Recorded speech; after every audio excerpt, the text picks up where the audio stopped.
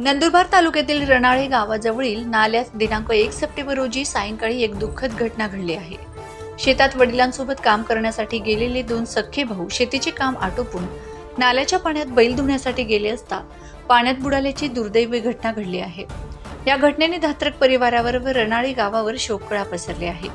रणाळे गावातील धात्रक परिवारातील ज्ञानेश्वर दगा धात्रक आणि विकी दगा धात्रक हे दोघंही सख्खे भाऊ वडिलांसोबत शेतात कामासाठी गेले होते। आज सायंकाळी 4-4:30 वाजेच्या सुमारास शेती काम करीत असतानाच शेताजवळ असलेल्या नाल्यात बैल धुण्यासाठी गेले असता नाल्यात बुडून दोघं सख्ख्या भावांचा दुर्दैवी मृत्यू झाल्याची घटना घडली।